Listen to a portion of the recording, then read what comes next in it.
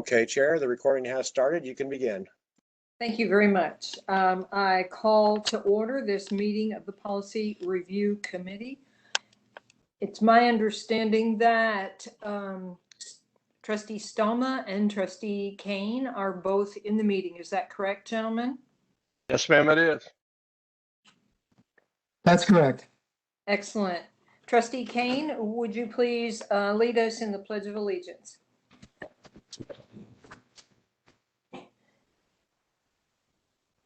I pledge allegiance Allegiance to the to flag of the United States of America and to the to republic the republic for which it which it stands, stands, one one nation nation, under God, indivisible, indivisible, with with liberty liberty and justice for all. Excellent. Helen, can you certify posting of the notice? Yes, Madam Chair, I certify that the notice has been posted in accordance with the law. Excellent. Thank you very much. And Helen, has anyone signed up for public comment? No, Madam Chair, no one has signed up for public comment. Great. Thank you very much. Then we'll move right into policy considerations. We have, gentlemen, 4 items brought for us for potential committee action. I suggest we simply take them in order, okay? So action item number 1, section 9, sexual misconduct. It is my understanding, based on the rationale, that the changes that are being proposed are driven by changes in both state and federal law. Do I have a motion to advance these proposed changes forward? So move. Second? Second. Thank you, gentlemen, so much. Any questions or discussion? Madam Chair, I don't have any questions or discussion. Okay. Trustee Kane? I don't as well. I do not as well. Okay, excellent. All in favor of advancing this policy as proposed signify by saying aye. Aye. Aye. I hear none opposed, but just in case, any opposed? Excellent. This proposal moves forward. Mario, it's my understanding it now goes to public comment. Is that correct? No, ma'am. The next step is to bring you the red lines officially, and then the second vote is the one that will then move it to public comment. Okay, but Mario, we have the red lines. Correct, right. And so that was one of the hiccups that we've learned sort of doing the first time, is that the red lines really shouldn't have come with them. It just so happened that on one, we already had the red lines drafted. Okay. And I didn't want to pull them back because that Okay. wouldn't be very transparent. So I'd rather just address it here in this meeting. We kind of jumped the gun a little bit on these. Okay. So this first step, there should be no red lines. But Okay. if the committee would like for us to go ahead and post them, we can definitely post them. But the committee would have to tell us to do that. Okay. I don't have the benefit of board counsel as a committee chair. So Mario, can you give me your best guess whether or not we have the legal authority to, as a committee, vote to go ahead and advance this to public comment? Yes, ma'am. So under Robert's Rules of Order, this 3-step process is actually a committee rule put out by the committee itself. So these are your rules. The 1, 2, 3 steps are your rules. So you, just like the board in general, a majority vote of the committee can change its rules sua sponte on its own initiative. Okay, thank you so much. I have a question. clarification. If I may, Yes, please. I have a question. Sure. Okay, just clarify for me. If we did not have in front of us a red line that we're looking at, I'm not clear what we would be discussing. We Yes, would sir. be conducting the screening. I'm sorry? I couldn't hear. We would be conducting the first screening. And I think that's a little bit unclear on our notes from our last meeting. Yeah. Because we know that proposals that come up through the college administration follow a pretty formalized process. And so, for example, they already have their fiscal impact in this rationale, and the red line was already prepared. Proposals coming from outside would not have that. And we had said that before we put the onus on someone outside the administration to figure out fiscal impact, the committee would do an initial screening first. So what I'm understanding Mario to be saying is he believes that the rules we establish send everything through a three-step process: an initial screening, then after we see fiscal impact and red line, it moves to public comment, and then after public comment, it comes back to us for a final up or down on whether to go on to the full board. Is that Okay, I'm still unclear. If we skip step 1 and now we're looking at step 2, which is the red line version, would step 1 have simply been the original policy we're looking at with no changes? step 1 would have been for us to do an initial screening of the proposed changes. That is, so for us to, I keep seeing that Trustee Stoma is trying to say something, but I'm not hearing him. So let me. No, I'm not trying to, I'm just reacting. I'm trying to say anything. Really. Okay. I'm listening. I'm really listening closely. No, go ahead, please. Okay, great. So we have, when proposals come to us, other than from the college administration, those proponents of changes won't yet have developed fiscal impact or prepared a red line. And as a committee, we decided to put in a screening step as step number 1 to screen proposals so that we don't put the burden on the CFO, on proponents to figure out fiscal impact, especially for proposals coming from other than the administration. This proposal is coming, all of the proposals in front of us today have come from within the administration. Right. Fiscal impact has been developed. We in fact have the red line. Yes. So as the Office of General Counsel understands the rules that we established in our last meeting, and Mario will correct me when I shut up if I'm wrong, that the 3-step process applies to all proposed changes. If we intend that the proposals coming through the administration are subject to a 2-step process, and all of the others are subject to a 3-step process, then that's kind of an across the board change in rules. Otherwise, the 3 of us can vote today to go ahead and advance these proposals to step 2, which is posting for public comment, instead of coming back again later. Does that am I making it better or worse? Yes, that's very helpful. And that would be my recommendation. Since we are already looking at the red line version, that would be, to me, what we should do. Trustee I would Stone. agree. Okay. So let me ask a more basic question, gentlemen, and Mario, again, will let me know if I'm way out of line. Do we want to revise or clarify whether or not proposals coming from within the administration will be subject to 3 steps or 2? Madam Chair, may I have a point of clarification just Sure. from my mind?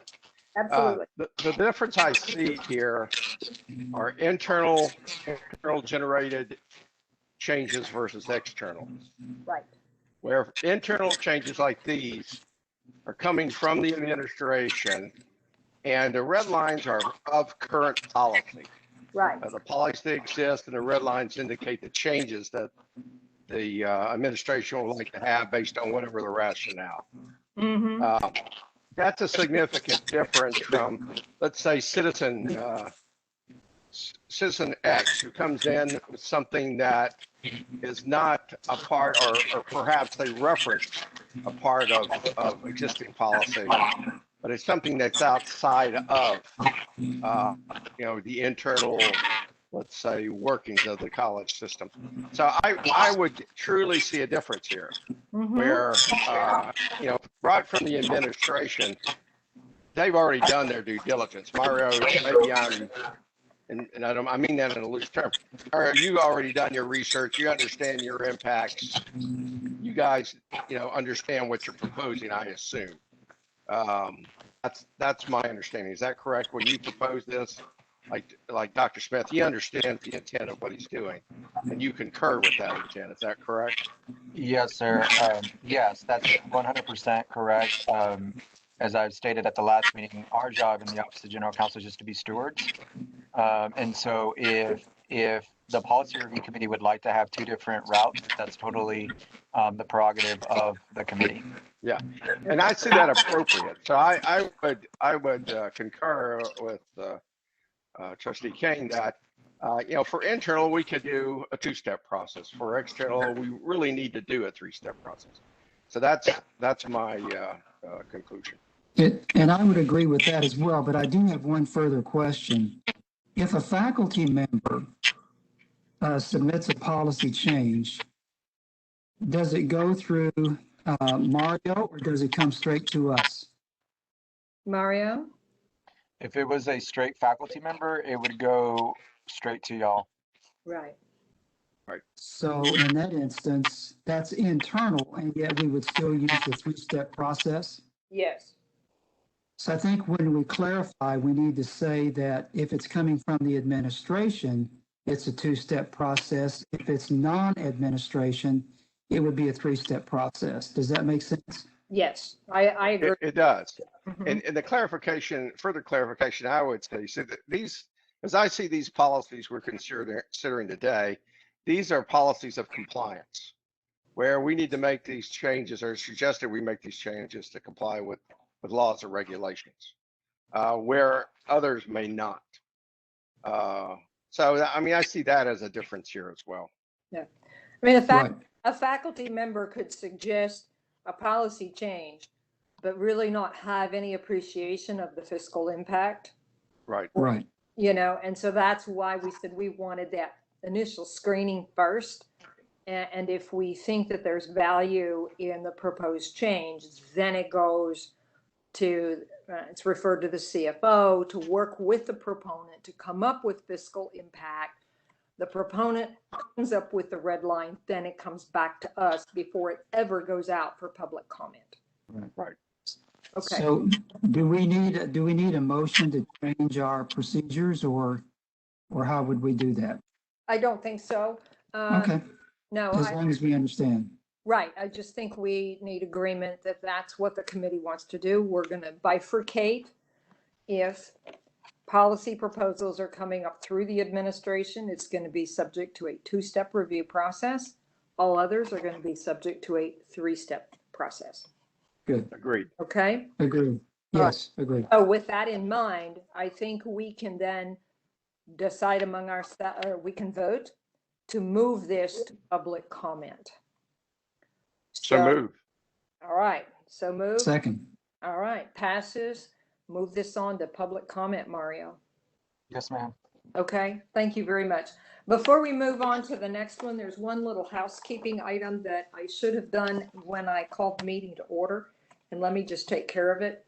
The board policy says that for committee meetings, the chair designates a secretary to keep notes, and it's an ad hoc position that's designated at each meeting. And we neglected to do that last time. So I am retroactively designating the Office of General Counsel as the secretary for the meeting that we held on May 7th and for today's meeting. The minutes of the May 7th meeting are not yet in final form, and that's the only reason you don't see them on your agenda. Hopefully we'll have them for our next meeting. All right, so that takes care of that little bit of housekeeping. Now let's move on. That was the longest one. The rest of these are pretty sweet, short and sweet, okay? Action item number 2 is a policy proposal to change the word may to shall with regard to reviewing policy, review the institution's mission. This is a requirement of SACS, our accrediting agency. Do I have a motion to adopt the proposal and move it forward to public comment? So moved. Second? Second. Great. All in favor signify by saying aye. Aye. All opposed? Motion passes. Moving on, Mario. Okay, and action item number 3. Let's see. This is a proposal. We have Dwight here to answer any questions. This one is driven by the addition of our bachelor's programs. The bachelor's programs need a chief academic officer, and that is what action item number 3 is for, is to designate the Associate Vice Chancellor of Academic Affairs to be the Chief Academic Officer for the bachelor's programs. Do I have a motion to adopt this recommendation and move this proposal forward to public comment? Madam Chair, just a point of clarification here. Mm-hmm. So the designation of the chief academic officer, that's required by what governing authority?